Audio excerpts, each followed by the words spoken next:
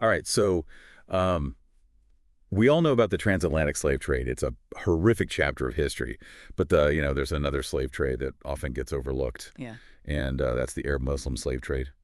And today we're going to be diving deep into this often forgotten, uh, but equally tragic part of history. Hmm. We're going to be looking at its complexities, its scale, its lasting impact, and we're going to be using a YouTube video as our main source. Okay. It's called Forgotten Slavery, the Arab-Muslim Slave Trade Okay. by Ron Isaiah Murray. Wait.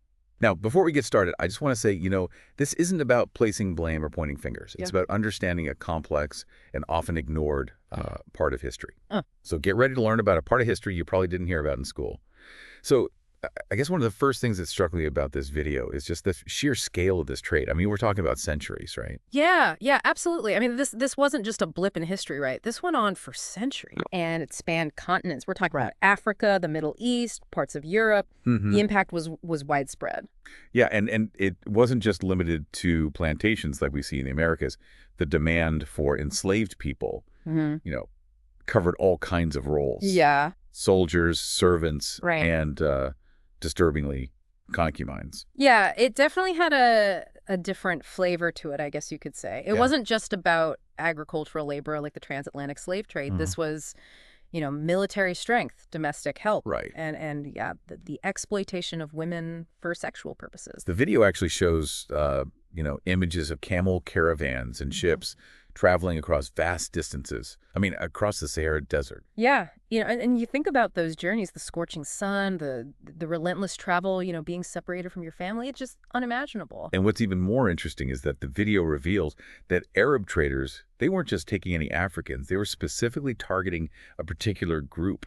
Yeah. The Black Jews of the Balad al-Sudan. Yes. Right. The land of the blacks. And that raises the question, like, who were these Black Jewish communities? Yeah. How did they end up in West Africa? Well, the video points to some historical accounts. For example, Ibn Khaldun, the famous scholar, he actually documented interactions with Black Jewish communities in the Western Sudan. Right. And those accounts provide evidence of their presence and their integration into these societies. And there's also Al-Idrisi, the geographer, who wrote about Jewish communities thriving in West Africa. Exactly. So it's pretty clear that these communities were not just existing, but they were actually contributing to powerful empires like Songhai, Mali, Ghana, Bornu.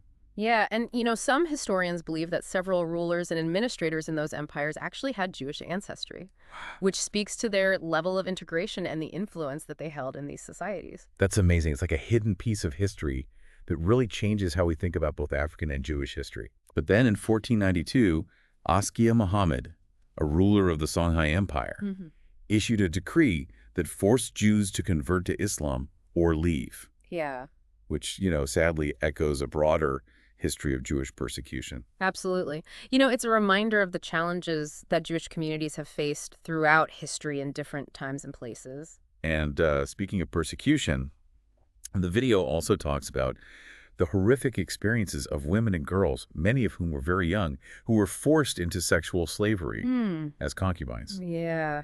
This is really heartbreaking, and it speaks to this larger pattern of gender-based violence and exploitation that we see throughout history. And women and girls have often been the victims of these conflicts and oppressions, and their stories are often silenced. The trauma, the dehumanization, it's hard to even fathom. And to make things even worse, the video talks about the practice of castrating young men and boys. Yeah, it's really chilling when you think about it. I mean, it just shows how these enslaved people were viewed as commodities. Yeah.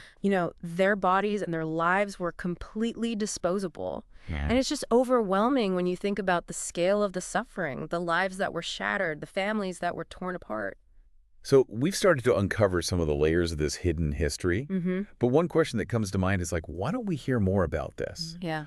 Why is the Arab-Muslim slave trade so often left out of the history books, and our conversations? Well, I think the transatlantic slave trade has rightfully dominated a lot of the historical narratives, especially in the Americas, Right. given its scale and its lasting consequences. Yeah. But that shouldn't diminish the suffering caused by the Arab-Muslim slave trade. Right. Acknowledging one tragedy shouldn't erase the other. Exactly. And it seems like a lot of people shy away from this topic, Yeah. maybe because they're afraid of causing controversy or fueling prejudice. It's definitely a sensitive subject, Hmm. but, ignoring history doesn't make it disappear. Yeah. And it's only by confronting these difficult chapters, even the uncomfortable ones, that we can truly learn from them Right. and work towards a more just and compassionate future.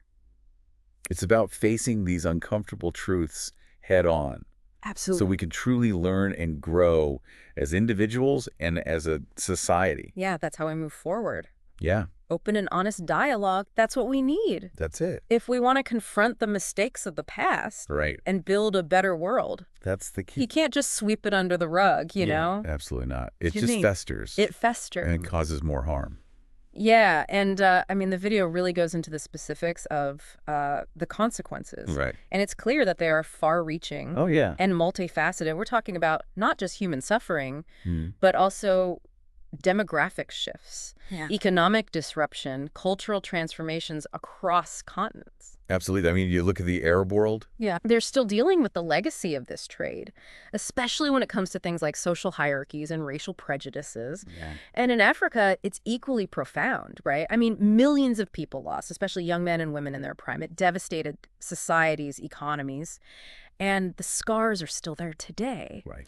That psychological impact, the dehumanization, the loss of identity, it echoes through generations. It really does. It's just this constant reminder that the past is never really past. Yeah. It lives on in our social structures, our cultural norms, even in our individual psyches, right?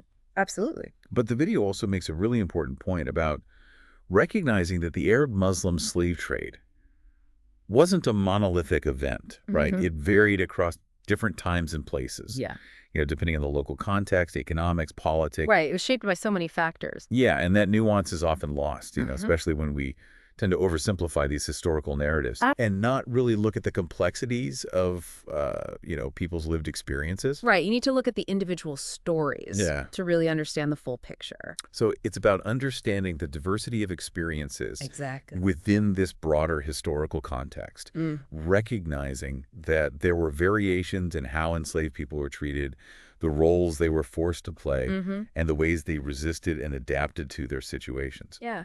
Moving beyond those generalizations and really engaging with the specificities of history Yeah. and taking into account the different voices and perspectives that are often silenced or marginalized, that's how you develop a more nuanced understanding of the past. Right, and its impact on the present. Exactly. Because, there's this tendency to view history as like this clean narrative, with clear heroes and villains. Yeah, But the reality is a lot more complex and a lot more messy. absolutely. There are shades of gray. Yeah, and the Arab-Muslim slave trade. Yeah. Like all historical events, it, involved a ton of different actors, motivations, and Yeah. consequences.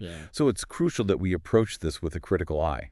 Right. You have to question everything Yeah, and really dig deep right. to get to the truth. Because, it's like we're constantly uncovering new layers of history. Absolutely. And we're challenging our assumptions. Yeah. And it's all about expanding our understanding of the world. Right. And hopefully that'll help us address the challenges that we face today and, work towards a more just and equitable future. That's the whole point. Yeah. That's what history is for. It's Right. not just about the facts and dates. Mm. It's about understanding human behavior, Right? confronting the truth, Yeah. and using that knowledge to make a better world. I think that's a great place to wrap up this part of our deep dive. Okay. We've covered a lot of ground today, exploring the lasting impacts of the Arab-Muslim slave trade and how it continues to shape our world. But, the conversation doesn't end here. Right. There's still so much more to explore and more insights to uncover. Absolutely. We've only just scratched the surface. So we've been going pretty deep into this horrific chapter of history, the Arab-Muslim slave trade, and it's a story that people might have heard whispers of, but it's not something that's really examined in depth. And we talked about in part one the scale of it, the brutal conditions that the enslaved people had to endure, and this targeting of specific groups like the Black Jews of West Africa. But what about like the ripple effects? Like how does this history continue to shape the world that we live in today? That's where it gets really fascinating and really challenging. The video we're looking at, it doesn't just present these historical facts. It really pushes us to think about the lasting impacts that this trade has had on societies and cultures across the globe. It's almost like the video is urging us to ask, How can we make sure that the lessons that we learn from this often forgotten history, inform how we act and the choices that we make today? Yeah, it's a really powerful question, and it's one that demands a lot of introspection. I think acknowledging that something unjust happened in the past is only the first step. The real work comes in understanding what those consequences are that are still felt today, and then actively working to address them. So where do we even begin with that? Like, what does it mean to move from just acknowledging this horrific past to actually learning from it? Well, education is a huge part of it, Right. right? We need to make sure that this history is included in our textbooks, in our museums, and our public discourse. Hmm. We can't learn from something that we don't know. And for too long, this Arab Muslim slave trade has just been kind of pushed to the side and ignored. Yeah, it's like shining a light into this hidden corner of the past and illuminating this truth that's been silenced for way too long. But education is just the start, right? I mean, what about like taking some concrete steps to actually address, the very real impact that this trade still has today? Yeah, and that's where it gets complicated. But I think it starts with acknowledging the struggles that marginalized communities still face today, especially those that are experiencing the effects of historical injustices. Yeah. We need to understand that these injustices didn't just disappear when slavery was abolished. Right. Their legacy lives on in these systems that perpetuate inequalities in these really deep-seated social hierarchies. So it's about recognizing that the past isn't really past, Yeah. right? It's woven into the fabric of our present. And if we really want to make a more just and equitable world, we need to actively work to dismantle these systems Yeah. that are causing this inequality. Exactly. It's about, turning knowledge into action, understanding into empathy and history into a force for good in the world. We have responsibility to not just learn about this, but to actively engage with its legacy and work towards a future where everyone can thrive. This is a lot to take in, but it's so crucial that we don't shy away from these conversations, Yeah. right? Facing these uncomfortable truths head on is the only way we're going to be able to learn and grow as individuals and as a society. I couldn't agree more. Open and honest dialogue.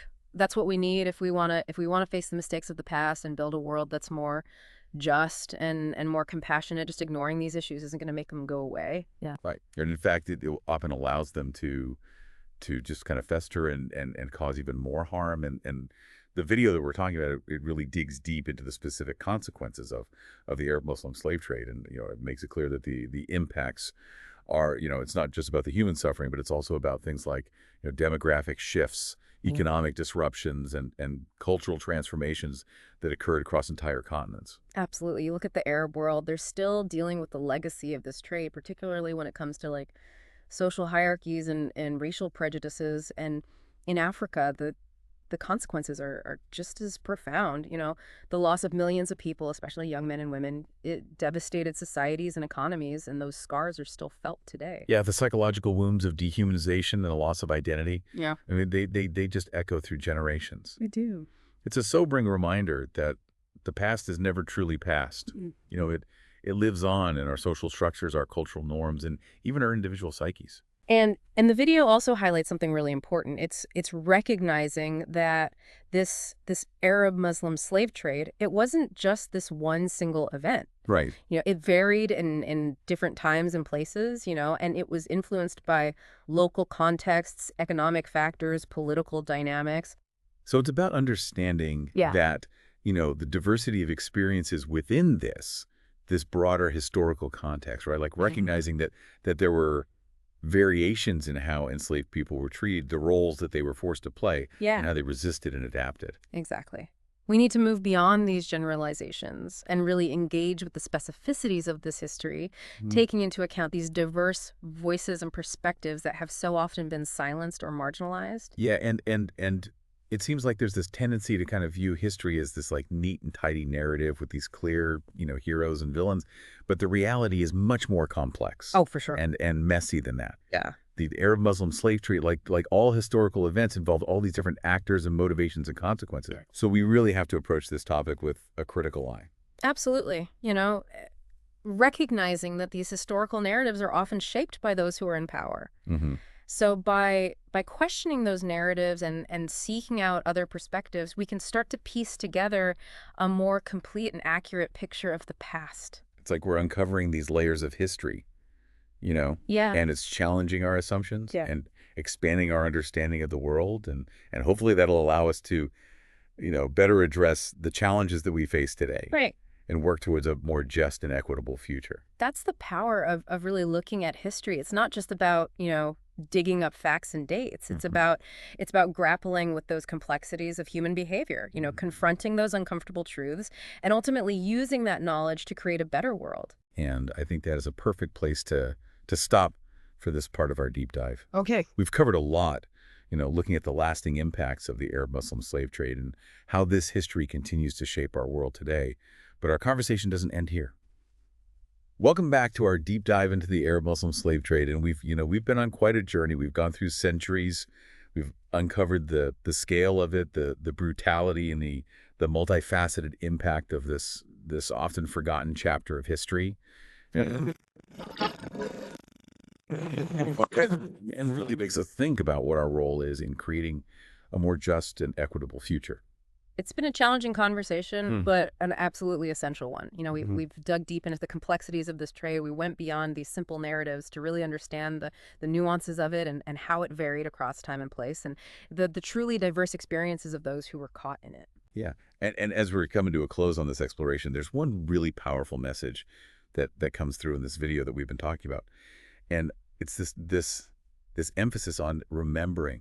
The video urges us to remember their stories, remember their strength, remember so that we can do better. Those words are so powerful, and it's so easy to get kind of lost in the academic, analysis and the statistics and the historical debates. But we have to remember that this is about real people, people who endured unimaginable suffering. And, remembering their stories, it's not just about preserving history, it's a moral imperative. Yeah, it's about acknowledging their humanity, their resilience, and the profound impact that this had on their lives and the generations that followed, and making sure that these experiences are not forgotten or dismissed or minimized. Absolutely. And remembering isn't just this passive thing. Right. It's not just looking back, Yeah. With sadness or regret. It's about using what we know about the past to inform how we act in the present and shape a better future. It's turning remembrance into a way to make positive change. So how do we do that? Like, how do we actively remember?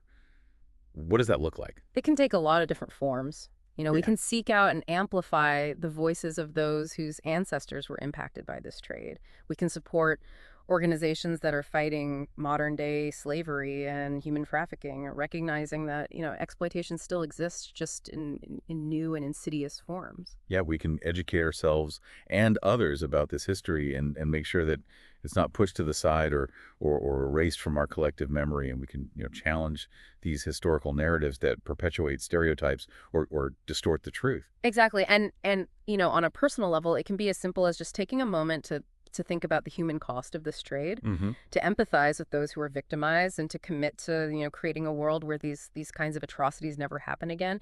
It's about making a conscious choice to remember, to learn, and to act. This deep dive has been quite a journey. It's it's a journey of discovery and reflection, and it's revealed a chapter of history that's both fascinating and really disturbing. And we've seen how the Arab-Muslim slave trade has left this really deep mark on the world, shaping societies, cultures, economies across continent. But we've also seen the resilience of the human spirit and the strength of those who endured just unimaginable hardship. And we've been challenged to not just learn from the past, but to actually apply those lessons to the present and to work towards a world where human dignity is valued, where justice prevails, and where the mistakes of history are not repeated.